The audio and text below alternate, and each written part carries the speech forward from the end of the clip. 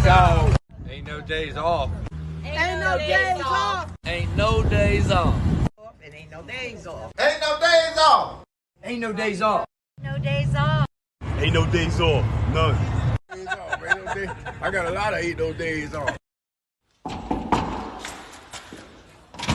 Ain't no days off, man. Ain't no days off.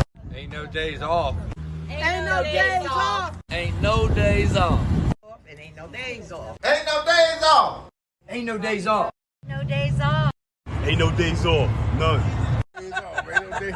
I got a lot of ain't no days off. Ain't no days off, man. Alright, so do you mind if I ask you some questions before we get started? No, you can ask me any question you want. Alright, so what age were you when you started smoking crack, and did your parents try to intervene? Well, so I kept it away from them for a long time. Like when about time they knew what was going on, I was gone. Yeah. Yeah, I was gone. Yeah. So another question, and this is not, in any way. You can ask me anything. I ain't got nothing to hide. Yeah. The people that it would worry to don't really support me anyway. So I'm good. You can ask anything. Do you think the family tried to keep it a hush, or do you feel like it was on front screen? Because what you telling me right now, I know what you post on social media as far as your support to, make sure that you being an advocate for the people around you. No, I mean, didn't nobody try to keep it a hush. And I think a lot of the reason why, because like we family, and like I grew up with your uncles and all them, like we knew each other. I grew up with them, and then when you came along, like you was more of David and Gregory and Antonio, and it was just, I really don't know. And then we wasn't that tight anyway after Grandma passed. Yeah. Yeah. Did you hear the ball in? Alright. Yeah, we wasn't that tight after Grandma passed, so I don't think it was nobody trying to keep it a secret. Yeah. Yeah. So when she passed, you were still on drugs? So when Grandma passed, I can't remember if I had. Yeah, I was smoking crack. Yeah. I remember I was in the county jail when she passed. I was on my way to prison. Mm-hmm. Yeah, I was on my way to prison when she passed, because I remember my uncle calling me. I remember my mama was talking to my uncle, and me and my uncle was in the same pod, and I remember her telling me that Grandma had passed. But yeah, I was smoking then, definitely smoking a lot, more than I should. Yeah, so Yeah. So I was like, I don't think it was a secret. I just don't think people just brought it up. Like, How do you your cousin Bird crackhead? Like, I don't just think it. Like, I will honestly say all of this, you confirmed. I was like, I had an idea because of the stuff that you posted and how like you can tell that you really have like the heart to make sure that people are, getting clean and actually sticking to that word. You can tell that through social media, but nobody in the family, well, I'll say my grandmother, my mama, like none of them ever confirmed if you were, like it just, I guess it was a thing of y'all are kids, stay in a kid's place. You know what I'm saying? Yeah. So I know my brothers don't know, but I know for a fact it was just never the topic of discussion. So yeah, like I was like jobless, homeless. I ain't had no money. I was broke. Picking cigarettes up off the ground, smoke. Really? Like it was it was bad. It was bad. It was bad. And I always loved my family, and I tried to stay away from my family while I was doing this. Mm-hmm. I tried to stay away from my family while I was doing it. I mean, like, some people caught the parts of it because I lied and I stole. from a couple people, you know. Yeah. What was your breaking point to where you said, I can't do this no more? Like, what was the overall, something gotta give, something gotta change? So I had reached a point where I was selling myself to whoever had the money and the dope, right? I had reached that point, and in my heart, like, in my mind, in my heart, I always thought, like, gosh, that's terrible. Because, like, I didn't want to do that. I didn't want to be there, but the dope had such a grip on me where, like, I felt like I had to do something. And when the drugs called, I answered. Like, every time, I did a lot of stuff that I'm not proud of, you know, but I'm also not scared to let people know the things that I did. And the reason why I can tell anybody, and I ain't scared of nobody judging me, because I want to help somebody else that's going down that road. Because you got some other, maybe a male like me that done sold theyself, that think they too far gone or think ain't nobody else done that. So that but nah, you wrong, yeah. We really did that. Like stealing from family, kids, like however we could get high. Selling meats out the refrigerator, sleeping in the bed. Yeah, I did all that. I think that all of this is very humbling for me because most recently, I literally just had a conversation with somebody most recently, and it wasn't along the lines of like drug abuse, but just hearing from different people what their struggles were. It's like, it makes you, you know, kind of like check yourself. Like, are you really grateful? You know what I'm saying? It makes you kind of look at stuff like, you know, like, it's just eye-opening. You know what I'm saying? Hearing that somebody ever had to sleep outside, or, you know, I just found out that my other cousin, had to sleep up under the way how, like, up north houses are. How some of them are raised off of the ground a little bit, and you have like that little space up under the ground. I just found out he had to sleep under there when he was like 11 or 12. I don't know, but next time you go under a bridge, you look up. If you look on the top, it's a level little place where you can lay a cardboard. I've slept up under those too, up under bridges. I remember one time, I mostly did everything in Gridtown. I was sleeping in this abandoned house, and I remember one morning I woke up. It was so cold. You know, cold where and I don't know who, like, it was a mattress in the house. I don't know what happened, or like who been on the mattress. I just know, like, and I remember I woke up and I was laying on my thing like this on that mattress because it was like just so cold outside, and I was trying to keep my body temperature. And I remember I just woke up and I just started crying because I knew, like, and by this time, like, I knew, like, cause my aunts, uncles, I've seen people like that was getting high and jumping in and out of cars and stealing and going to jail. I seen people like that already at this time. I've seen them get clean, and but I didn't think it was possible for me.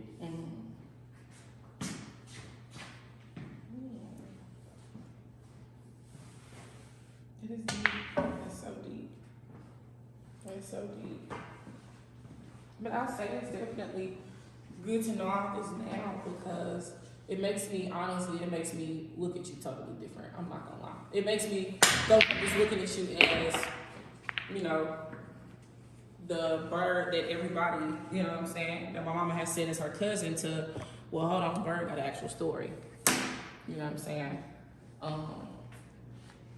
So it just makes me look at you a tad bit different because nobody ever explained to me or even confirmed that you had any type of issues. You know what I'm saying? But I think it's just an age difference because, you know, you can't tell a child, oh yeah, I'm just gonna let you know. You know what I'm saying? Yeah, you it's can't probably, tell a child that.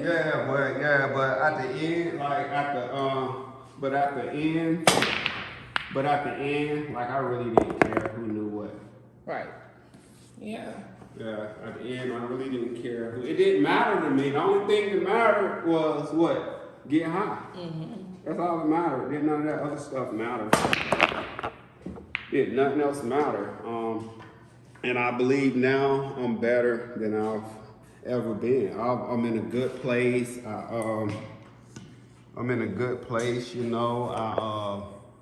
I love me. I actually, it was a lot of times where I was ready to kill myself. A lot of days. I was just ready to end it. And actually, I was telling somebody, you know, since Thanksgiving passed, I remember I was getting food stamps. That was my only income besides what I hustled. You know, a crackhead gonna hustle. Mm-hmm. And I had sold my food stamp card to a drug dealer for some crack. And I remember I convinced a family member to give me some money, and then I'll get my food stamp card sent to their house, and they just can spend it. And I remember, but they worked in the morning times, and I remember I went and got that food stamp card, and it was around Thanksgiving time. They was gonna use that money to buy the food, and I remember I got that card and I sold it to the dope man. And I remember on Thanksgiving Day, while everybody was having Thanksgiving dinner, I remember I was walking around uptown, just so broken, ready to step out in front of a bus. Mm-hmm. I was just so broken. Are you going to reveal who or what? When you first started with crack, who gave it to you for the first time, if you don't mind me asking? The first time I ever smoked crack was, I was a dealer. I was selling drugs, and I had my own stuff. And I remember I was sitting in the bathroom and I was bagging up. And I remember, let me rewind. It was this guy, he always, every time he came around, I seen him, he had rolling papers, and he would always, put tobacco in it, and he was always sprinkle crack, and I smelled it, and I was like, gosh, why do he always smoke that? And I don't know why that is the thing that got me, but I had done snorted some powder up. No, you know what? I think that came first. The powder? No. The crack? Yeah, and I had took some papers, and I did what he did, and I rolled it up, and then I hit it, and it was like You was hooked instantly? I think so. Mm. I think so.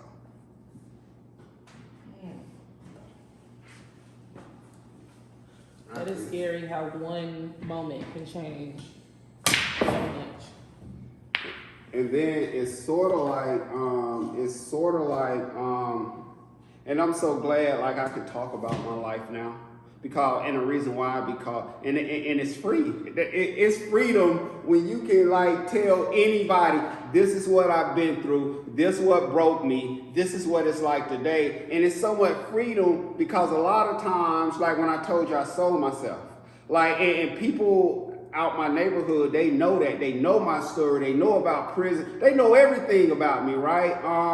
And it's so much freedom to be able to say it out loud, say it on a platform, say it anywhere, because some people sit back and they watch you and see you doing good, and the only thing they go back to is that when it's the person I was before. But when I can sit in front of whoever and be like, yeah, that's what I did, that's my story, that's who I am, that's what made me. Yeah, now you get up and make something happen now. Follow my, You ain't got to go down the road I did, but get up and make something happen, because if you sitting around judging me and my life and what I used to be 11, 12 years ago, and then what are you doing? Why would that, talking about my past, that you ain't getting paid off, you ain't got no publishing to me, you ain't getting paid off, ain't making you no money, so you just doing it just to be doing it? If you're talking about somebody's past, you're doing it to your soul on them. You meant them no good. You are doing it from a hateful place. You're not doing it out of love. He used to be a hoe. She used to be a hoe. If you tell us something used to be, you're not doing it out of a place of love. Why is that information even important? what I've noticed is you can let go of your past and grow from your past, but people like to stay in your past. I've learned that people are not willing to meet you where you are because it makes them feel uncomfortable. And also what I've noticed too is I think it's kind of hurtful because it's like, if you know what my past is like, what does it do for you to bring my past up in any moment or at any table or with anybody? What does it do for you? It does not, it won't help you make no money. It don't. It won't make you look better than me. It don't. It won't. It doesn't do anything. It don't feed you. It don't, like, what does it do? So that's why I say. Oh, that was That's a lucky. good That shot. was lucky. Shot, yeah. But that's why I say, that's why if someone's sitting around talking about you, it's always from an evil, a hateful spot. Always. But you know something? I feel like I have to humble myself sometimes and tell myself that they talk about Jesus Christ. So what pardons me from being talked about? You know what I'm saying? You'll never be pardoned from being talked about because at the end of the day, you know what I'm saying? If they talking, let them talk. You know what I'm saying? My grandma always said, worrying about somebody talking, just let them talk. You know what I'm saying? And when they done, the person that they talking to, hey, they can form their own opinion, but it's just like, you know what, you know what I'm saying? You know what you've been through. You know what you've grown from. And you also know that the things that you've been through will probably break the heck out of some people. Some people can't come back from that. You know, so. Yeah, they can't. And you know, and another reason I say is stand up for what I do and another reason.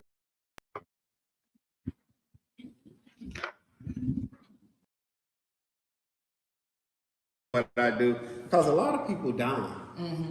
We have had fentanyl overdose. We have had family members that has passed away and that's locked up and friends and neighbors. Like people because ain't nobody talking about it. Everybody's scared.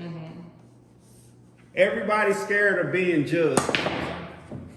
It's so many young girls out here passing away and their cause of death is fentanyl related, and I'm just like, Jesus Christ. I'm talking about girls I grew up with. Yeah. Girls that you can't look at and say, okay, well, they're addicted to something, but what's happening is they putting stuff in these dang on drugs, and stuff is just, it's going left. It's going crazy. And you was talking about being grateful earlier. I'm so grateful. I'm so grateful. That is amazing. Yeah, I'm so grateful. I'm real grateful. Yeah. I know where I was. I know where I came from. I know what I've overcome. I know the people. And you know, it's crazy because I know the people that turned their back on me.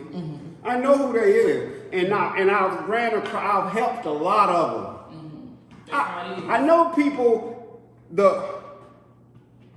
you ever been in a room with somebody you know don't talk so much shit about you and they don't even know you know, and you still showing them love and they don't even know you know.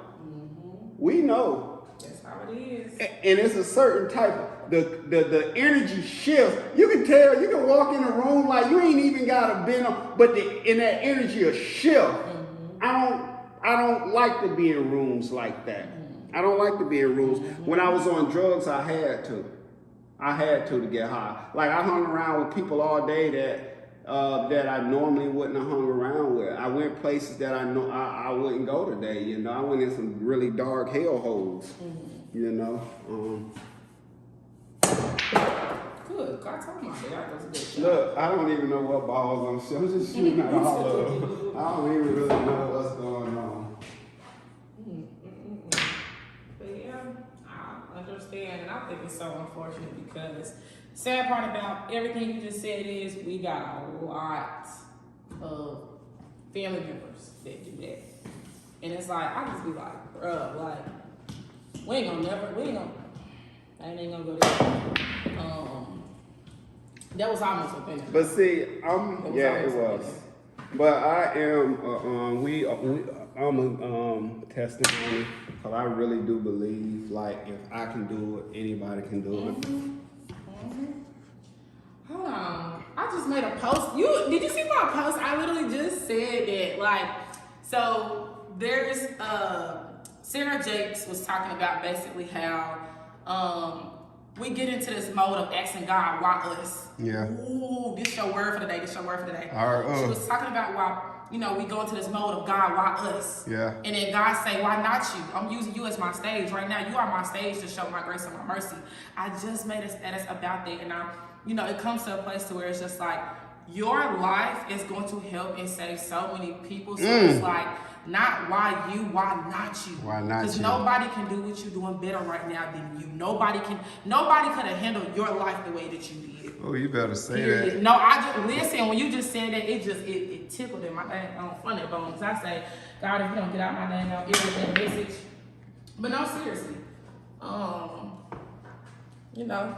that question of why me, and ain't nobody else have to go through it. If somebody else would have went through it, it would have broke them.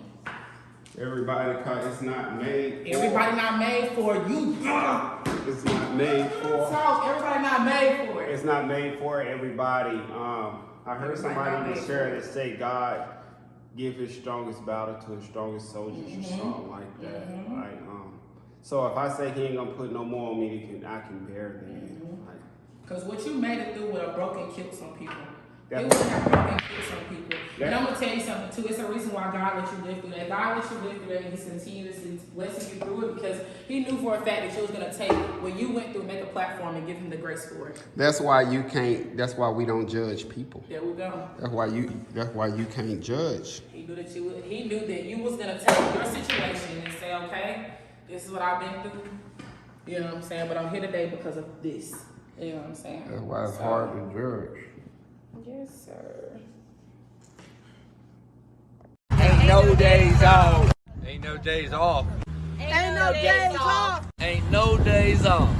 And ain't no days off. Ain't no days off. Okay, Ain't how no was days it growing up? No days off. Ain't no days off. Do you mean None. like just in the city or like? I got a lot of ain't no days off. Let's go with the city first. Like, how are Ain't no days off, man. how are the people? I'll say overall, I enjoyed, growing up in Charlotte. I do believe that this is a very welcoming city. I think that it's just a whole vibe, big city vibes. Okay. All right. How was it growing up in your home? It was, I was raised in a single parent household by my mother.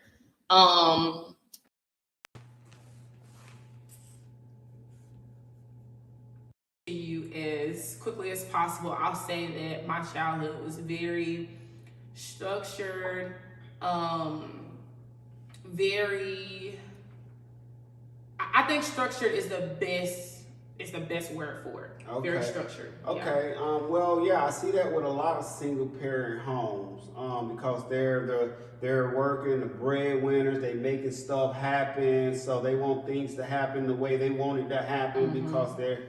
Do you think it would have been different if it was a 2-parent household? Absolutely. I think that originally my mother and her husband, they did give us that 2-parent household. So I think that there was a huge difference when it was my mother and her husband, and then when it switched over to just my mother, because I watched my mother go from, having a husband that was willing to, pay the bills and take care of us and stuff like that or whatever. And then, maybe some situations occurred. And then when they separated, I watched the woman that was, the woman getting taken care of now be the person that's to take care of her, if that makes sense. Okay, yeah, that makes perfect sense. So I feel like when she got into her single woman mode and in that single parent household, I think that I saw a completely different type of woman. Okay. Yeah. And I can. Good or bad? I think it's both, good and bad. Okay. I think it's both. I believe that it was good for me to see that because I think that she actually taught me a lot of things when it came down to, nobody's gonna put the food on your table. You gotta get it on your table.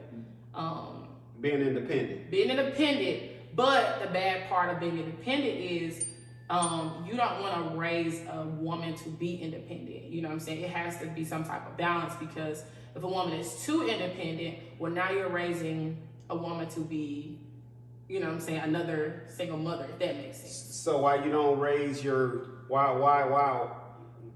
raise them to be independent, but also let them know that finding a companion or relationship is a good thing Yes, too. it's a positive. Yes, absolutely. And that way, if that relationship don't work out, then you can go right back to being Exactly. Because I've been doing this. Yes, I watched my mother do it, so I know it's possible. However, I feel like with her getting married, my mother was really young when she got married, really young when she had us. So with her getting married, what she taught me in that moment was I needed to find a husband. I needed to find someone that could potentially take care of us. However, if anything ever got rocky, well, it's still very possible for you to take care of yourself too. That's in a nutshell, that's basically what she taught me, yeah. Okay, so are you grateful for that? I'm very grateful, extremely grateful. It was tough, and it was, like I said, very structured. But when I take a look back at it now as a 29-year-old woman, and then I look around and I'm just like, you know, she never walked away from me. You know what I'm saying? It makes me extremely grateful. So you never got a chance to meet your uncles? No. They were great. I promise you, they were great people. Yeah. But have you heard about them? I've definitely heard some things about them. I actually saw one of them in one of my dreams. Can't make this up. I've never met him a day in my life, but I did see one of them in my dreams, and I know it was him because my grandmother has a picture of him, and he has on a striped old school shirt. Stank or Allen? I don't know which one of them it is, but I know that she had a picture of him. I didn't see him in his adult form. I saw him in that form. Okay. And he was basically telling me my oldest brother was going through some things, and when it happened, I cannot make this up. Like on my kids, he came to me in a dream, and he was telling me like everything gonna be okay. I already went through this. Like he's gonna be all right. Yeah. You know what I'm saying? So I did hear a lot of things about them. Some pretty decent things about them. But I would have loved to meet them myself. I think that my brothers would have had an easier life had they met their uncles too. Yeah. Rest in peace, James Owens. Rest in peace, Alan Kuzart. Do you think, because you was talking about they came to you in your dream and told you everything was going to be all right because they went through it too, do you think experience is a great teacher? I think experience, yeah, absolutely. Yeah, I think without experience, it's just like, without experience, you're just kind of, can I curse or no? Yes. Without experience, you're basically blowing out your ass. That's the way I look at it. Because I can tell you something, but certain experiences are going to motivate you to listen to me. But without those experiences, it might be like, well, I mean, she's had it easy forever, so. You know what I'm saying? It's like, yeah. I mean, because it's some things. Experience can teach you, the concrete can teach you that school can't, you can't learn this in a classroom. Yeah, I'm not a big advocate for school. I will say that I'm not a big advocate for school. I'm not a big advocate for college. If my kids want to do it, okay, but I'm not one of those parents that's like, school. I just made a post about that. I don't even know if you've seen it or if you may be referring to it. I just made a post yesterday about, I think that was one of the worst decisions that I've made going to school. At the time, I was so happy, but the debt and the interest that is accumulating and and it may just be that I am sort of in my field, but I'm not getting paid my degree field pay, wage, and it may just be like, I don't see it right now. It may be coming, but right now at this moment, I feel like it was kind of a bad decision. People telling me that it'll come if I just hold on. Yeah, I do believe that. I'm a fighter. But moving forward, was there any trauma? Yeah, definitely in life, not just at home, but in life, at home, anywhere. Yeah, for sure. I think that a lot of my trauma was, I think that my mother took a lot of my trauma on her back. And, you know, because she took that trauma, a lot of things that she went through as a child, she did not want us to go through. And in return, she did everything that she thought was best.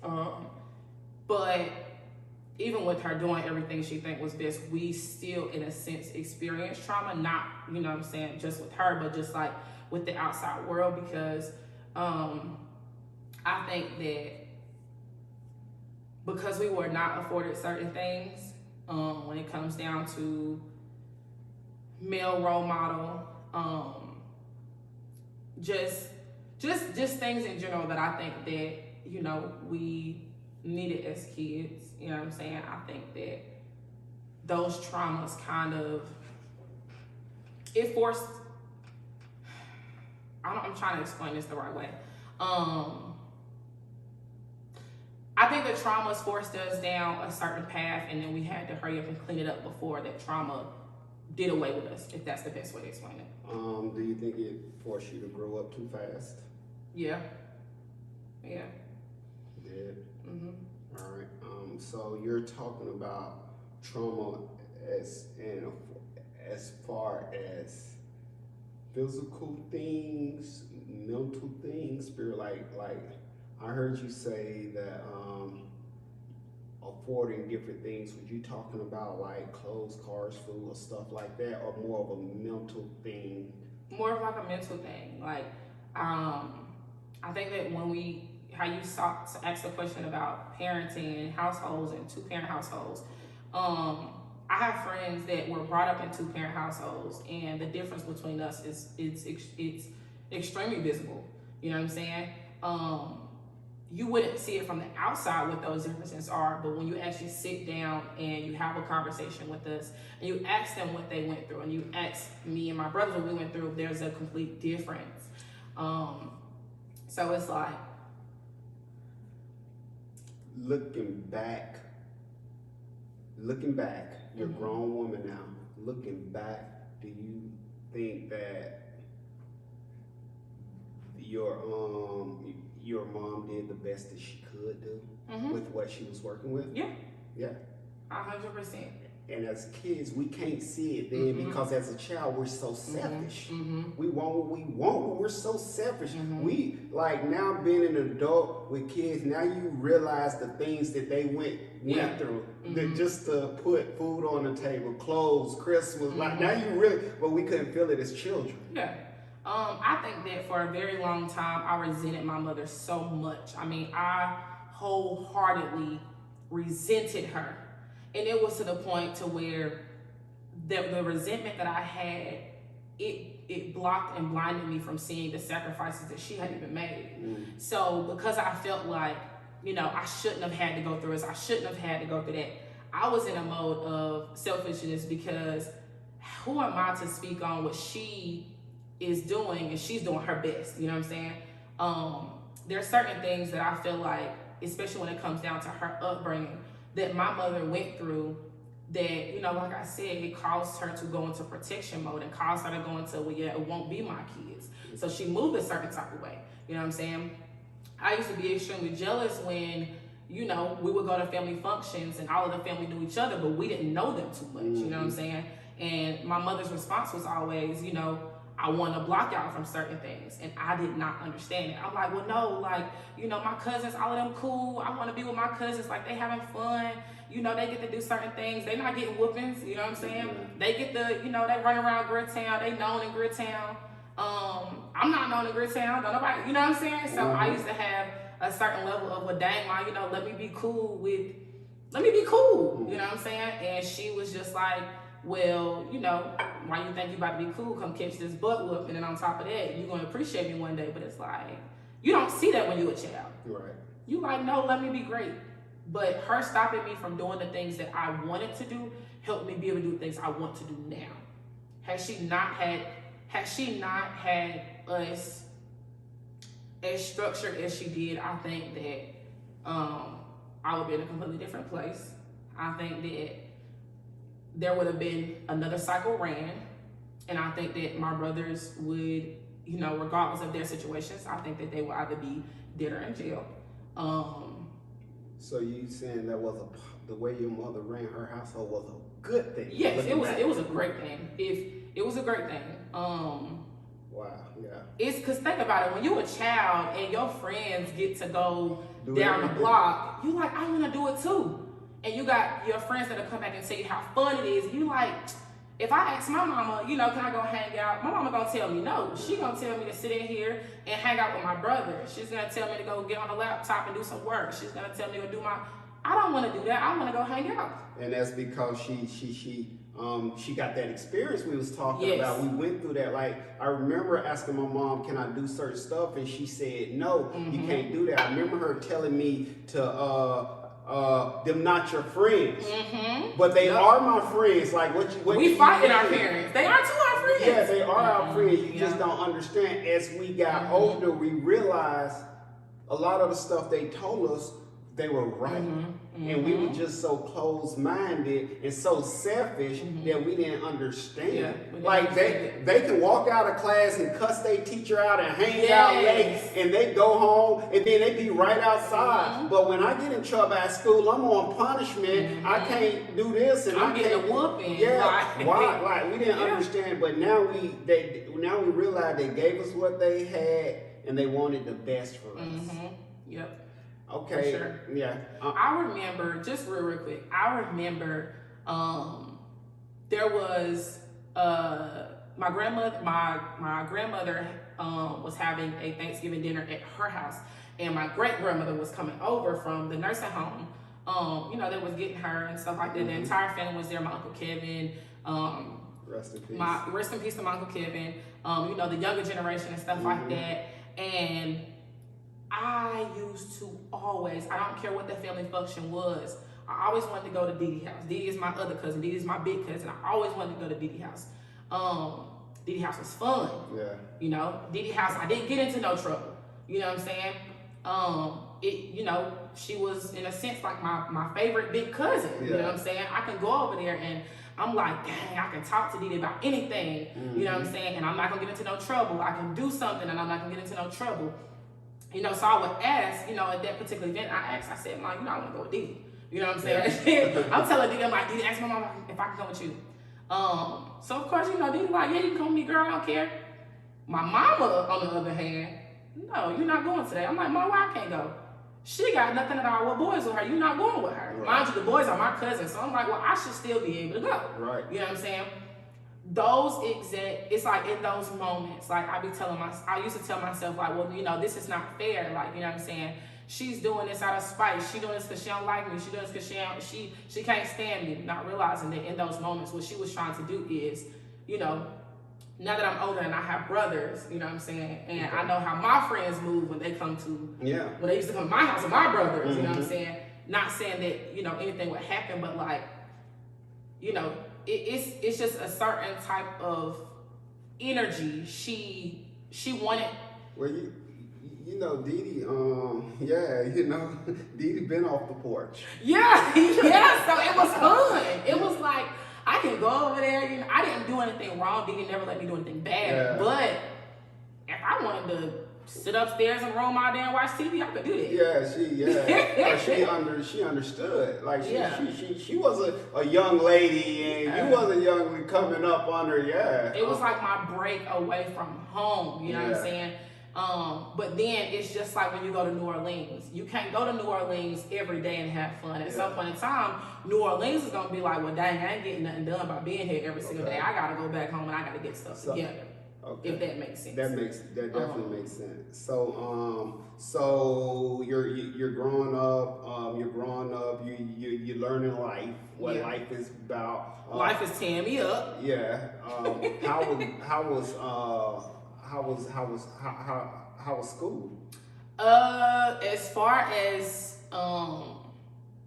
school, like I said, my mother was very structured, so I always got good grades. I didn't bring home a bad grade until I hit high school. And well, you thought you were grown or something? I did. I thought I was grown. And me and my mother, we were going through so much because, you know, I'm, you know, thinking that I can say what I want, do what I want, and my mom like, no, you're not. You know what I'm saying? Yeah. So her and I, we going at it. We, you know, butting heads all the time. I'm just like, well, you know, I don't want to do this work, so I'm not doing it. You know what I'm saying? It's not until I got into the 11th grade where I was just like, okay, well, maybe I should switch it back up before I don't graduate for real. So you went on here to graduate. Yeah. Okay, how was life after high school? Shit. Life after high school was so much of shit. It was terrible. It was just bad. It wasn't good for me. What wasn't good about it? So I got pregnant. My 12th grade year, I got pregnant with my son, Jaden. That's my baby. That's my heart. But after, you know, my mother telling me over and over again, I had you when I was young. Don't make the same mistake I made. Like I said, I was in a mode of resentment. You know what I'm saying? Because I'm like, well, I wanted to do fun stuff. You wouldn't let me. So, you know, get out my face.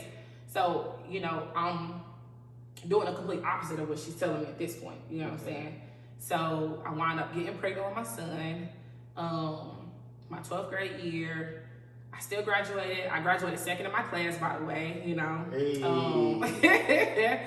Yeah, but after that, it was pretty much game time, and I didn't understand that. I still wanted to be outside. I wanted to run the streets. I didn't know what it meant to be a mother. I didn't know what sacrifice meant. I didn't know, you know what I'm saying, that I needed to clean my act up. It was just more so of, I'm a teenager, let me be a teenager, let me do what I want to do. And because she didn't and she still was strict on you, you developed a resentment. Because she did not let me do while I was in her household. Once I got out of her household, it went down. And now you realize that resentment that you had hurted you more than it helped you. Yeah, for sure. That's growth. Yeah, but like it's one of those things, and the only reason why I'm gonna mention this is because I feel like, you know, us as women and us as mothers, we need to really get this under lock, because now that I'm older, you know, our relationship is a lot better. But one thing that I really wanted from my mother is, sometimes I did want a friend. Sometimes I did want somebody, you know what I'm saying, that I could just simply say, hey, Ma, I like this boy. You know what I'm saying? Yeah. Or, you know, even when the topic of sex came up, we didn't talk about sex. You know what I'm saying? We didn't talk about why, you know, my lady parts were so special. You know what I'm saying? Yeah. It was just more so of, you can go out here and be grown if you want to. You're going to take care of responsibility. You know what I'm saying? So there's certain things that, you know, her mother did not do with her. So in return, she did not do it with me. You know what I'm saying? So, yeah. So you go on, you have your baby, you still got this resentment at this time against your mother, that you realize when you got older that you were wrong. Okay. I think we were both wrong. Y'all were both wrong. Yes.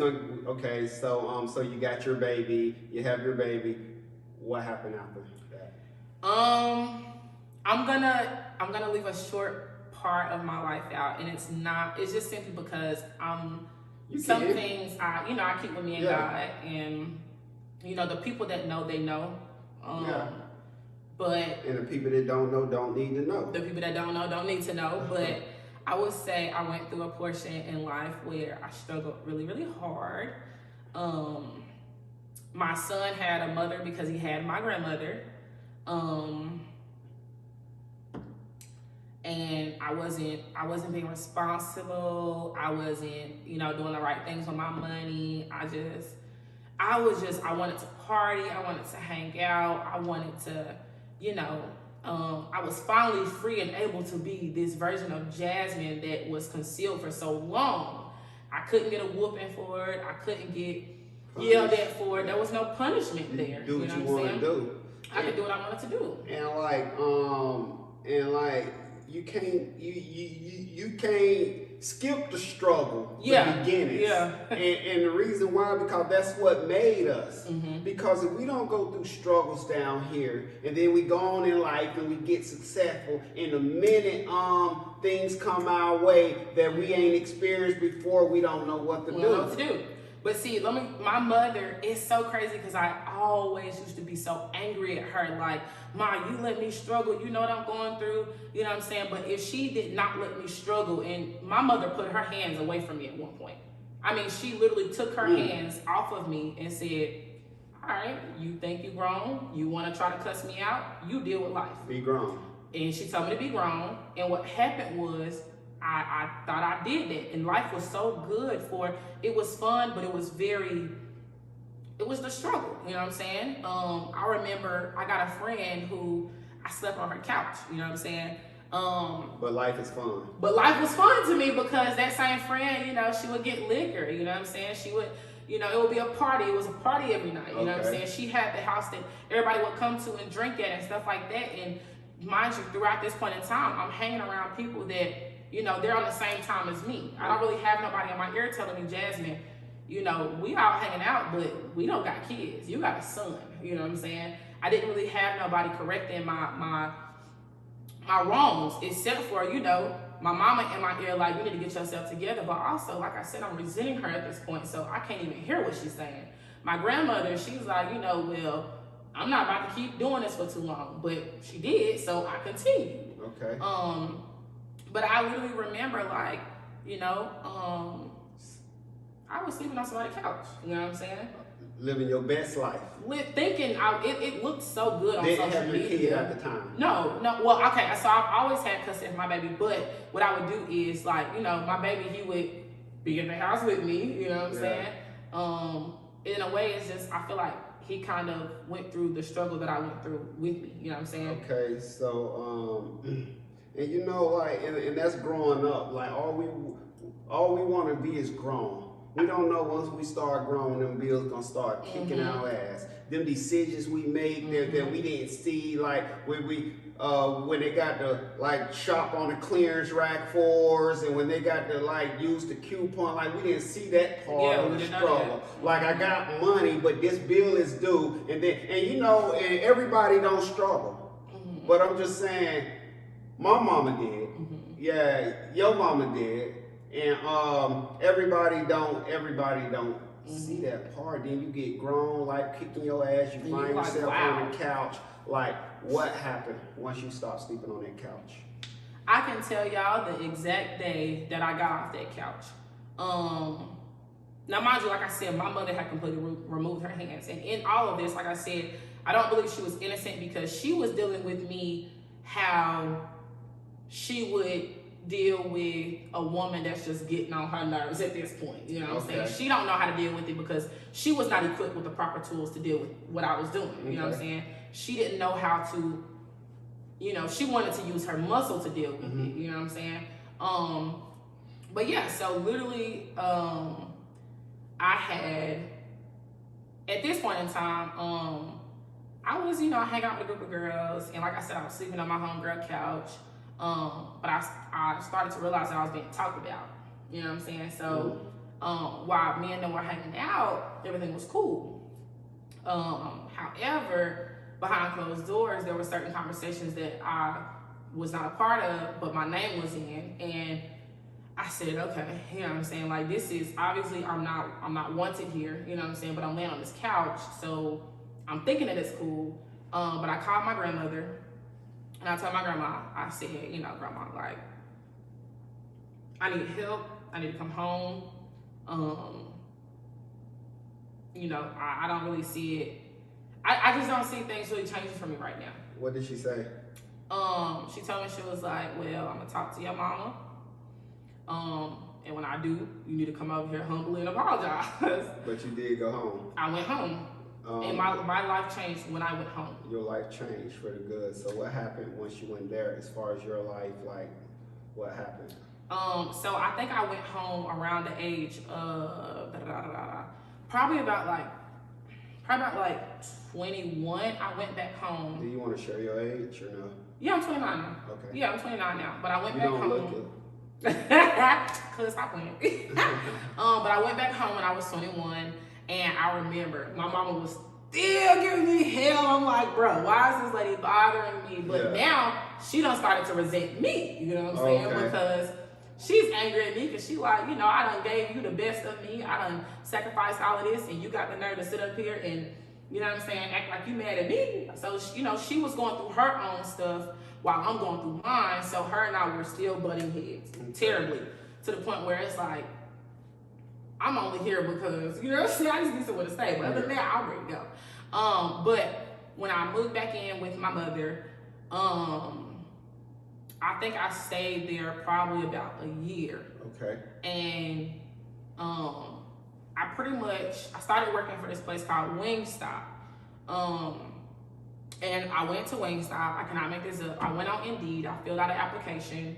I went to Wingstop, and, you know, I told the dude, I was like, look, I kind of need this job. Mind you, you know, I'm 21 years old. I don't got no money.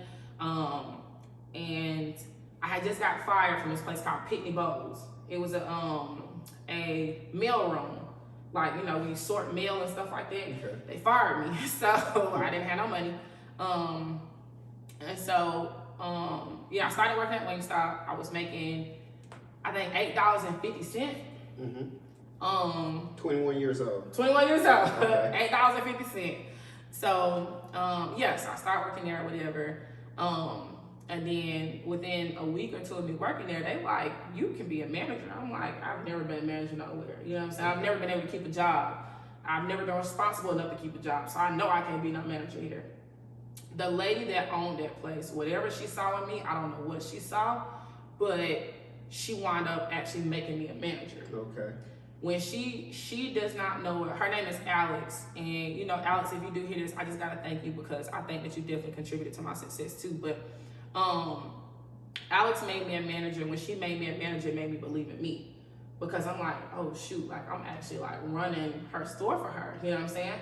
I learned so many different things there. You know, I learned how to count money. Like, I'm talking about like money, you know what I'm saying? I'm learning how to order products and stuff like that when we're low on products. I'm learning how to actually manage people and get them to do their job. So I'm learning all these different things. I'm learning how to conduct interviews. I'm learning how to do all these different things that a manager is supposed to do, to the point where she winds up making me the general manager or whatever. So now I'm like, oh shoot, you know what I'm saying?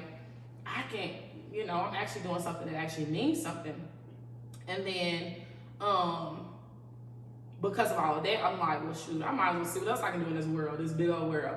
And so I went and I talked to a recruiter, a military recruiter, and the Army, the Army recruiter. I went and I talked to him, and he, you know, gave me a list of requirements, and he said, if you can meet this list, you know what I'm saying, you can join the military. Okay. You know, he tell me all the good things about it and stuff like that. So I wound up enlisting. I think I had officially enlisted on May 3rd of 2000 and maybe like 2017 maybe. That's when you enlisted into the Army? I think so. 2000, because the law was born 2019. Maybe 2018. Maybe 2018 is when I officially enlisted. 18, 19, 21. Yep, 2018. I officially enlisted May 3rd of 2018. And once I joined, it's like Wingstop gave me the motivation, but the military actually saved me, I believe. I think the military is what like really showed me that there's so much more to this world than Charlotte. There's so much more to this world than just working to pay your bills. Like, you meet so many different people. How long did you stay in the military? 3 years. 3 years. I did 3 years and got out. Yeah. Okay, so you wasn't so you the structure, you happen to do what people tell you to do. Like, how was that? Did you catch on right away? Well, the yelling, like when I first went to basic, a lot of the girls was crying. I'm talking about they crying. She yelling at me. The drill sergeant yelling at me. I'm like, shit, y'all don't know Trinette. This ain't nothing. You know what I'm saying? I'm like, hey, So Trinette been yelling my whole life. So your I'm mom, good. so you had already I was been in that already class. at home with a drill sergeant. So when I went, Yeah. exactly, I was just like, hey, you know, I'll say that the military, my mother had already had me structured, but the military, they enforced that structure, and then they started teaching me about the world, teaching me about the things I really needed to know. 3 things you learned in the military. That the world is still very racist. Number 1, that is at the very top of my list. The world is still very, very racist. Number 2, that you need to listen. Not listening will get you killed. And then number 3,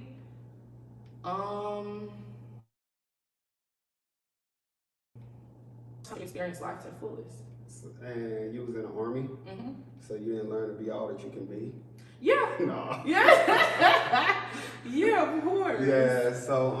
So you get out the Army. You still and who your grandmama? But she's taking care of your kid. Yes. Go ahead, I'm sorry. So you get out the Army, and did you go back home, or did you get your own place? How was it?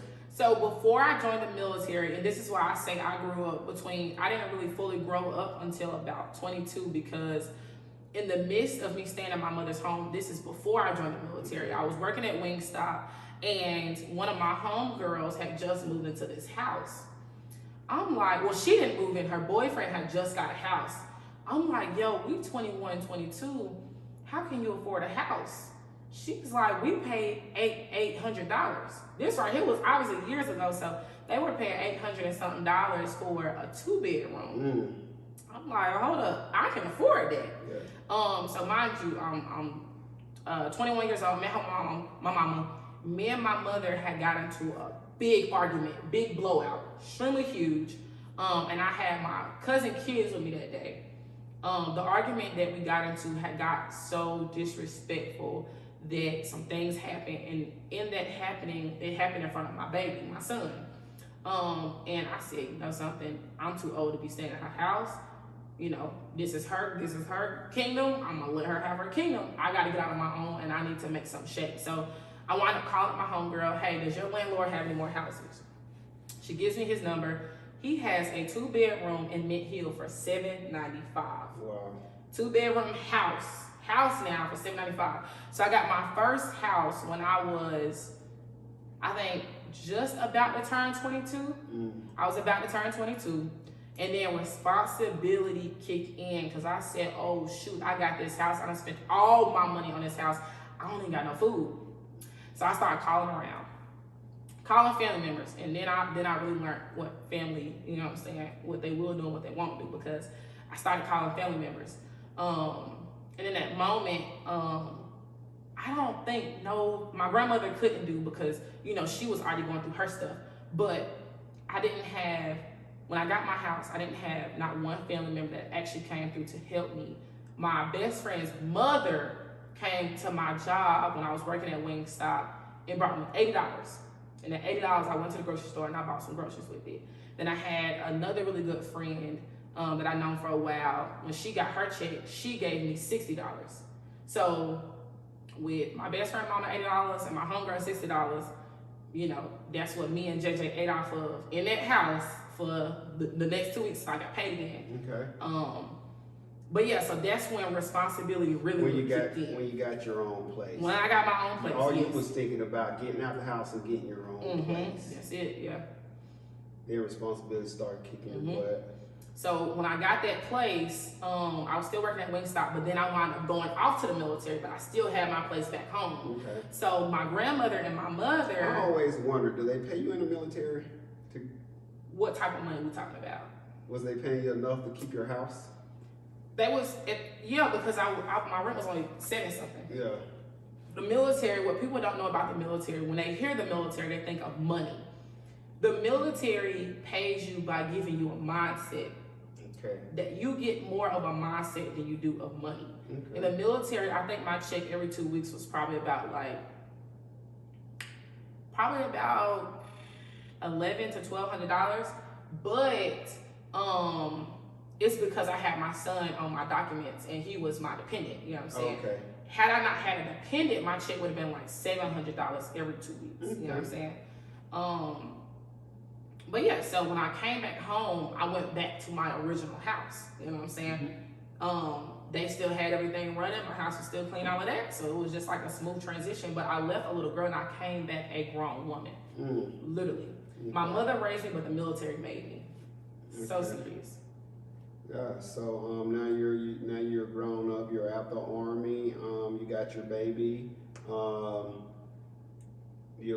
When did you realize that you had a resentment towards your mother and you wanted to fix it? Because it's hard taking responsibility. Yeah. Because if you've been fighting with somebody for 15, 20 years, and then, on year 20, you realize it was right the whole time. It's hard, but it takes an adult, a person that's grown and about their business, to admit they've been wrong for 20 years. I'm 29 now. I realized I was wrong and that she was right in so many different ways when I turned 29. Not at that age, but I wound up getting into a really, really bad car accident.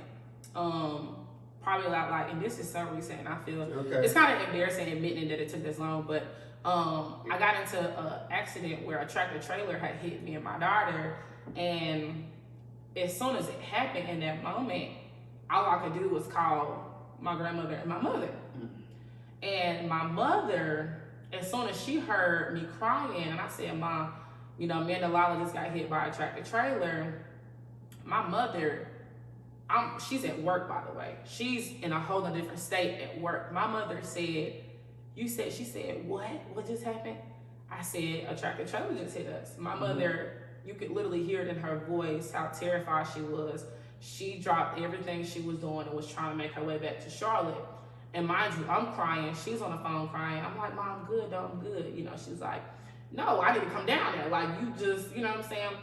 You just got into a bad accident. Now, that was the first time that I think I've ever really had like a crazy, crazy experience like that. But once that happened, my mother went from calling me every week to calling me every single day, almost 3 times a day. And when that happened, I asked my mama, I said, Mom, you've been calling me every day. What's going on with you? And my mother's response was, I thought I almost lost my daughter. You know what I'm saying? And when she said that, it's like my mind, in that moment, I said, you don't dislike me. You really do love me. You know what I'm saying? Do you know it's that's so beautiful. That's so beautiful because a lot of people never get a chance to make it right. They hold on to these resentments. If something would have happened to you, God forbid, like you would have never been able to make that right. Now you got a chance to make. I've seen family that didn't talk. I'm talking about parents and kids or brothers and sisters that didn't talk, was mad at each other. One of them passed away or something happened, and they had a chance to make. Cause it's when you up there laid out in the front of the church, it's too late. It's too late to say I'm sorry. I wish I did this. You had years to try to make it right.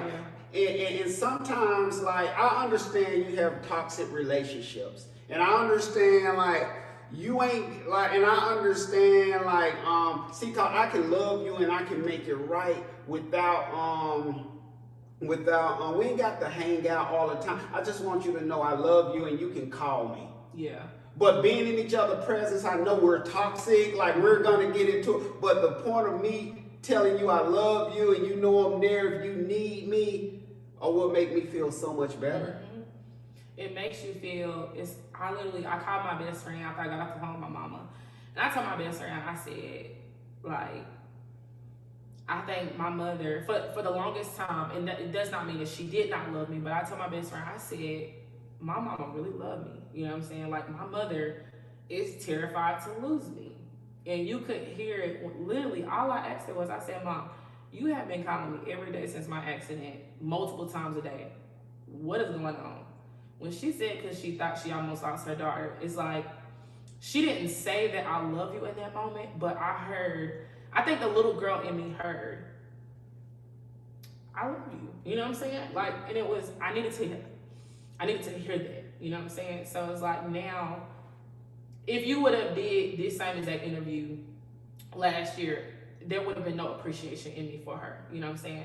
But just knowing for a fact that I got somebody that I can go through hell and back with, and they still willing to say, you know what I'm saying, after everything that her and I went through, you know what I'm saying, like, you know, I love you, you know what I'm saying, like, I'm happy that you're here, I'm happy that it's not too late, I'm happy that, you know, I'm not planning a funeral for you, and I'm willing to do whatever it takes to have this relationship with you. That's all I wanted.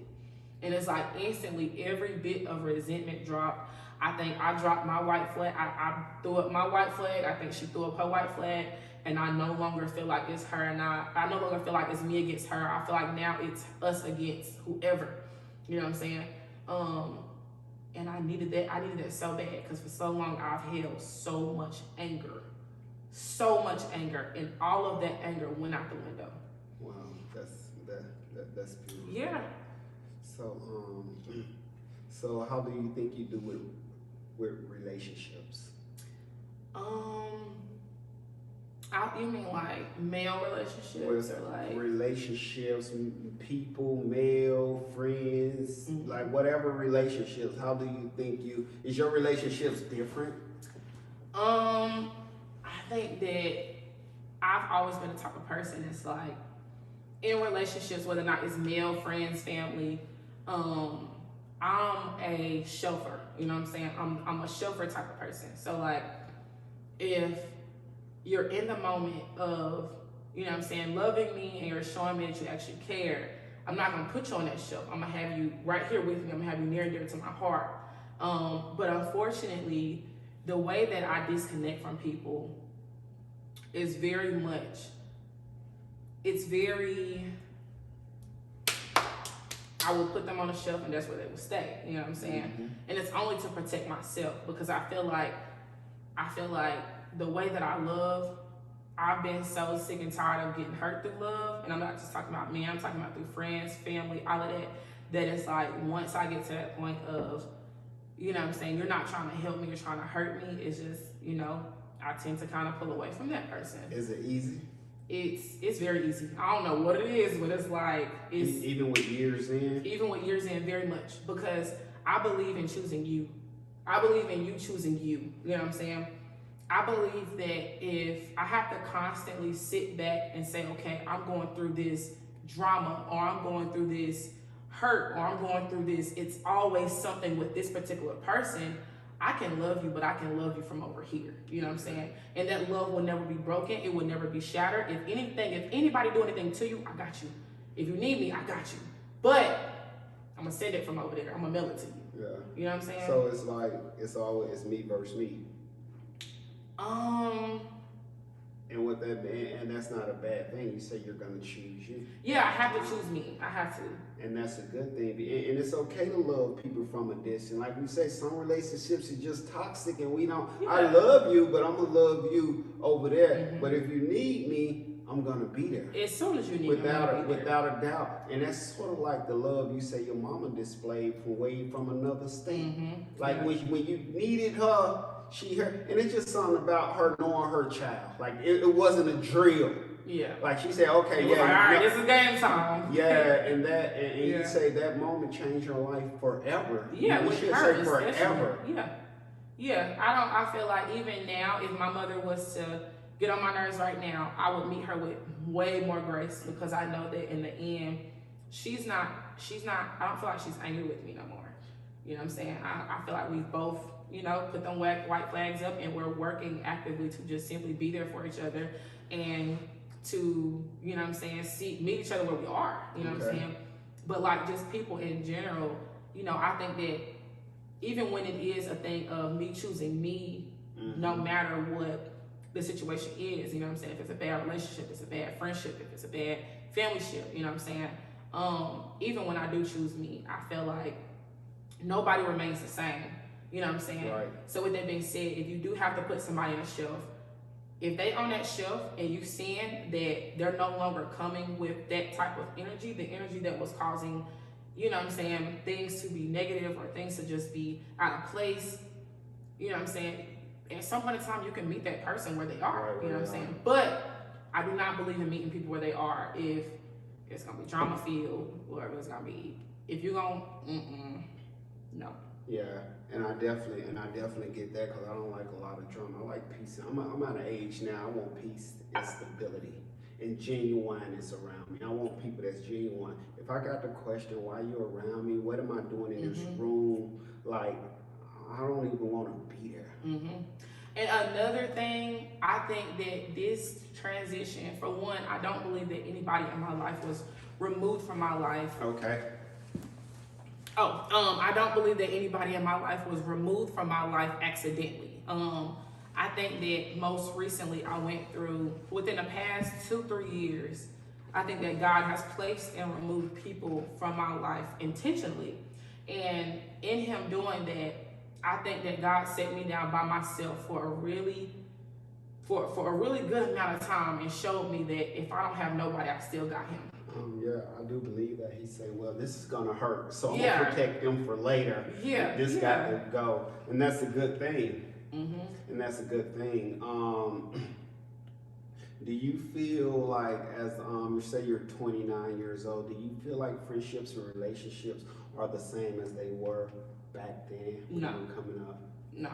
I think that we're doing so much hurt towards each other that it's just like, I feel like the older you get, it's more so of, well, okay, you know, I'll just stay in my own little bubble, you know what I'm saying? Yeah.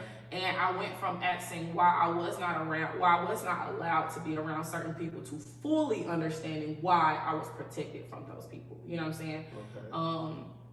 So it's like, I feel like when I was younger, everybody was my friend. I had so many friends when I was doing everything wrong. When I was out having a good time and not taking care of responsibilities, I had so many friends. I was so known in Charlotte. I'm talking about everybody knew Jasmine. Everybody knew Jass, Okay. you know what I'm saying? When you was in the streets? When I was in the streets, when I wasn't Okay. being responsible, you know what I'm Okay. saying? When all I had to my name was a pair of nice sneakers, everybody knew Jasmine, you know what I'm saying? When I started to get older, Okay. and it was like, whoa, I can't. Older and wiser. Older and wiser. I can't sit right there. I can't sit in this room. I can't be around this person. Yeah. I can't hang with that group of people. My circle got smaller and smaller and smaller. And what I noticed is I still have friends to this day where, you know, I can go down Bradford and we're going to have us a good old time. You know what I'm saying? Just people that I grew up with that I still hold near and dear to my heart. But because, you know, I have so much to lose right now, they know I can't come and hang out as much as I used to. So I've heard things like, I think I'm better than everybody. I've heard, I think I'm on my high horse. I've heard, I think I'm too good. I think I'm this. I think I'm all of that. Blah blah blah. And it's, in a sense, it's kind of hurtful because it's like, let me say this. Keep doing what you're doing, because when you done been through something, like you say you've been going through, like as a child, you say you've been going through stuff like oppositions and trauma and having a baby right out of school and sleeping on couches and trying to find your way, join the military, like you've been going through this. So when something do happen good in your life, embrace it. Like, it's not bragging. You remember we was talking about that's being grateful. You just happy it's happening to me, because you never thought, and I'm not. I never saw it. You never seen this part of your life. You never seen this part. So of course, and people that think like that is looking at it from a jealous heart. But I feel like they don't understand. If I'm here, where do you think I'm a hold? Like if you would have came to me with, you know what I'm saying, some type of love and compassion and said, hey, you know, like, instead of talking about me behind my back about how I think I'm this and how I think I'm that, you know what I'm saying, you would be right here with me. You would be right here basking in what I'm basking in, you know what I'm saying? But I don't think that people understand that it's like, when you do, you know, when you trying to get yourself together, you already going through so much but to hear the people that you actually love, you know what I'm saying? And I'm talking about, it can be people that's older than you, that watched you grow up, that know that, you know, what your mother went through, that know what you went through, that will even sit back and still use the phrase, oh yeah, she thinks she better than everybody. What? And yeah, that. But you told me when I was a little girl that you wanted nothing at all but the best for me. Yeah. You told me that. But now that I'm slowly getting it together, I'm wrong for separation. You know what I'm saying? Yeah. So it's like, I feel like just relationships in general with people, you know what I'm saying, it's so hard as you get older, because it's like you go into a mental space of, is my relationship with you gonna hurt or help me? Yeah. And it don't even be the people that are, you know what I'm saying, that are not meant for you to be around. It be the people that they be associated with, because your associations become my associations. You know what I'm saying? Yeah, everybody. You have different relationships with different people, but I'm not the type. I'm grateful for where you are today and where I am. You know, we really got us. It's really us. So okay, so all this stuff has happened. Where is Jasmine at today? Still trying to figure it out. Still, it's a thing of, I think it's hilarious because I think people will see me post something on social media, or they'll see me on social media and they'll be like, oh, Jasmine, she doing it. She doing her thing. No, honey. Jasmine still, I just had a moment, I want to say a day last week, where I was in my house, in my living room, on my couch, and I was listening to Sarah Jakes, and I was in tears because, you know, I'm just like, God, like, I'm thankful for where I'm at, but I'm tired. You know what I'm saying? Mm-hmm. I don't understand. It's like I'm happy to be where I am, but also, you know, with new responsibility, or with growth comes new responsibility. And sometimes that backpack on your back can get so heavy. So heavy.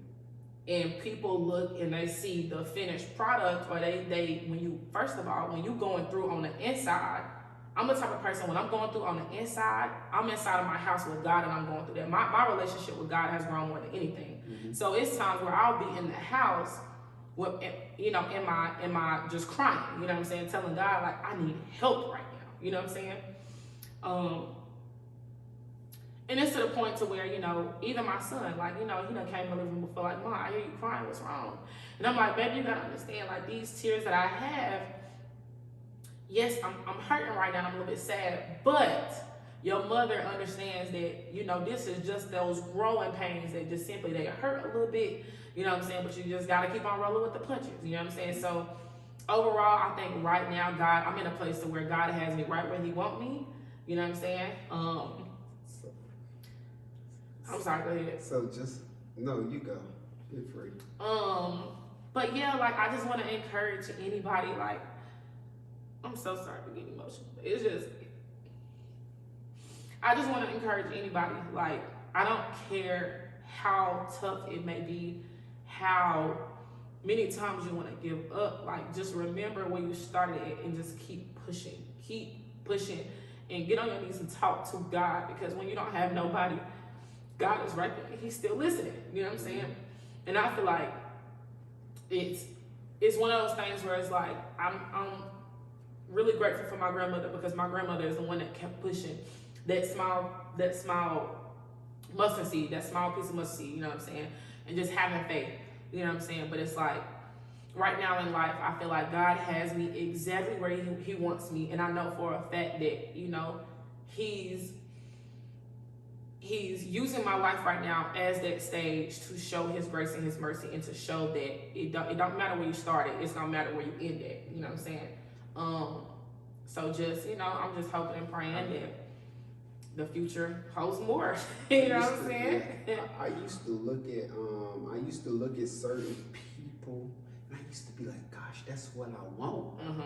I want that. That used to, I used to be that if they were driving and had the nice house, the family, and I used to be like, I want that, and that's from the outside looking in.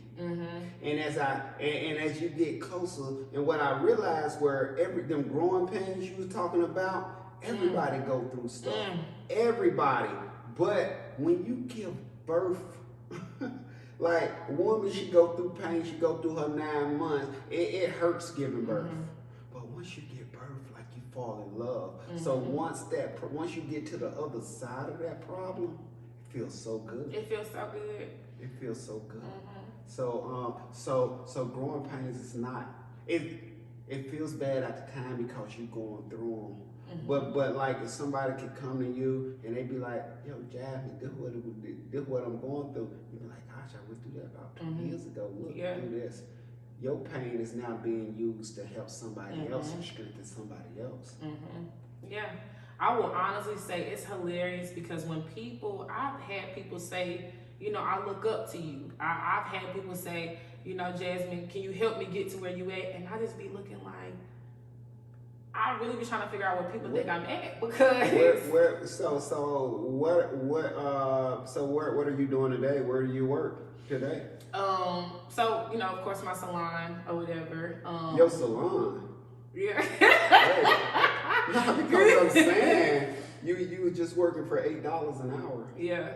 So, and going through all this stuff at the same time, sleeping on couches. Now you have what's the name of your salon? Don't tell my me. name. My salon name is Get Jass Braiding.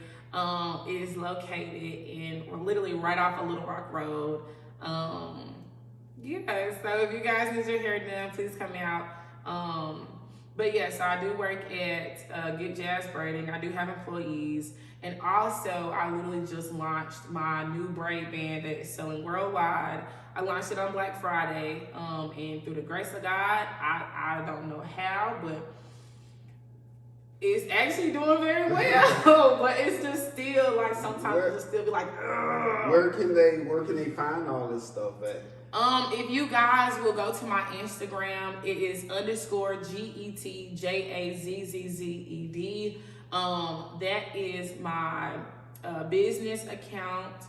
And I mean, if y'all want to go there just to simply have a conversation, it don't even gotta be business related. It can just be you needing some motivation, you needing, you know, just to have that personal conversation. You need prayer, you need somebody to pray over you. You want to pray over me, any of that, you know what I'm saying? Y'all hit me up, my DMs are open. But you also teach classes too. Yeah, I teach braiding classes, taping classes, business etiquette classes, all these different things, because unfortunately, how I was saying that I'm not really huge on school, unfortunately, when we were in school, we were not taught about credit. We were not taught how to build a business. We were not taught how to, you know, how to be able to flip the switch like that. We were put into rooms with people like us, taught algebra, taught how to comprehend a story, and all of that stuff helps, but unfortunately, we were not taught the things that would actually make us really successful. We were taught how to fall in line, you know what I'm saying? So, you know, this is me extending that to any, I don't care if you got 1 million people telling you that you can't do it. If you are a woman that just simply needs a little bit of help, that just simply needs a little bit of motivation, I am literally begging you, you know what I'm saying, reach out to me, let's conversate, let's figure out what we can get done. You know what I'm already saying? know, Get Jass Braiding. Yeah, I think this was good. I think we both learned new stuff, and I think you got free from a little bit of stuff, and and being free from something is real good. Yeah. I'm waiting. I can tell you right now, I'm sitting back and I'm waiting because I know that in tears comes laughter, and I know for a fact that like the way that God works, you know what I'm saying? Mysteriously, but you know, it be raining and then the sun always come out. So I'm just sitting back where I'm at right now. I'm embracing where I am right now. You know what I'm saying? I'm trying my hardest to pray through where I am right now. And I am, you know, just simply trying to keep that faith so that when my sunny day does come, it's a particular thing I'm waiting on right now. Okay. And I've been in my prayers so much about it, but when it does come, I know for a fact. But you do know giving up won't make it come quicker. Yeah. Okay. So listen, so a young woman that's going through like kicking their butt right now, or they in a relationship that they don't think they're benefiting out of, or they thinking about giving up right now, looking into that camera, what would you tell them? I would tell them,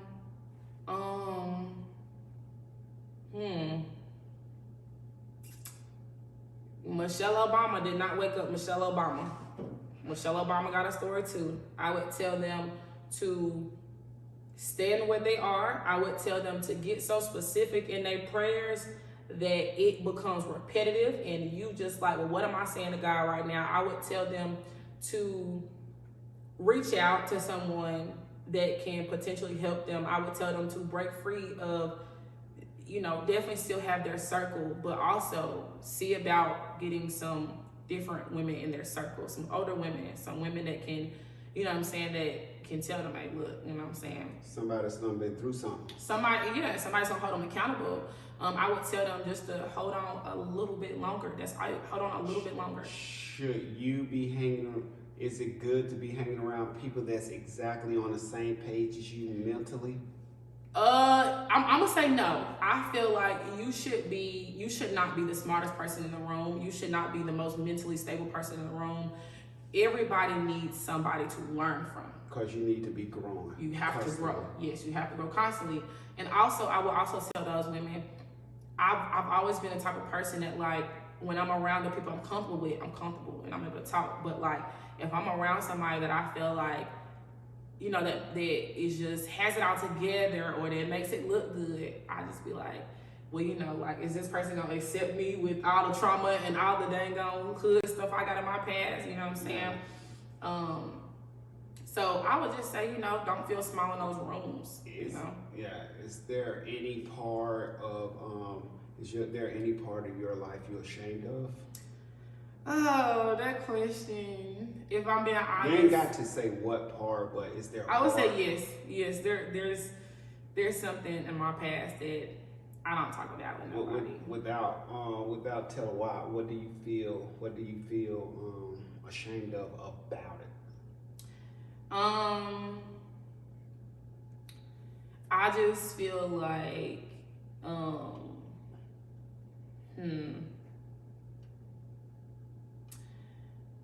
it was never really addressed, so it's like I don't know how it would come across or like be accepting to people. I don't want to be looked at as like a case, I guess you could say, like, okay, yeah. If that makes sense. Yeah, that makes a lot of sense. Yeah. All right. So, have you ever talked to anybody about it? In my adult life, no. I'll say in my when I was younger, I did, but once it got shut down, and it got shut down repeatedly, I was just like, yup, this ain't, you know what I'm saying? I ain't never coming out, and I don't need. So do you think it's holding you back from anything right now? No. Because how do you know when you never talk about it? Like, how do you know what is holding you back from? How you know you never freed yourself from it? It's like one of them things that's deep in you and you ain't, it's over, yeah. So you don't know. So how you know it's not holding you back? I feel like I've talked to God about it several times, and I feel like,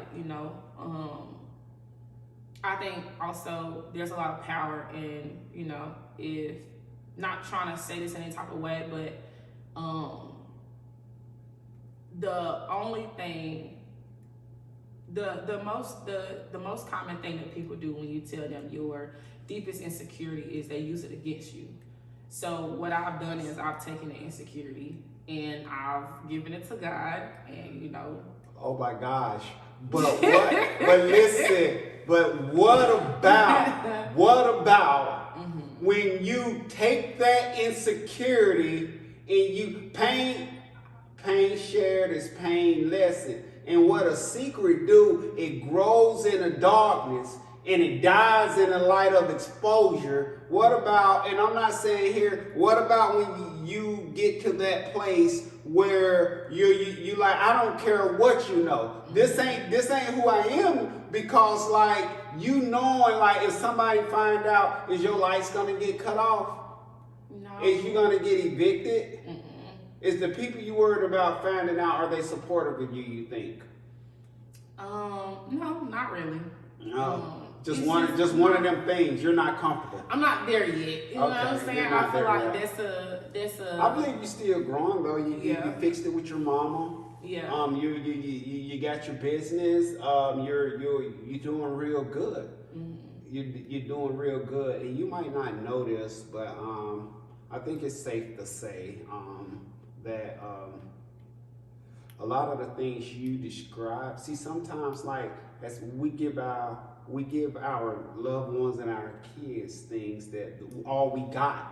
And maybe we might not see it until we get older. Like, like you say, there was love. That structure was needed. But that's what I got, that love and that structure. And maybe like, and you remind me of your mother. 100%. Yeah. I told you in your kitchen, I'll say, that's true. You just said that like, that was the split in image. Like I just told you that, and you remind me even everything up into the things that you till today and the things you've been through. Everything except she didn't go to the army. She didn't go to the army, but she done had her battles. Yeah. She done had battles. She done fought, and you know like and she's in a healthy place right now. Yeah. Yeah, I'm very proud of my mama. I'm very proud. Mom, if you watch this, let me just tell you, you get on my nerves, of claws, you know what I'm saying? But I just want to say I really appreciate you for standing by me the way you have since everything happened.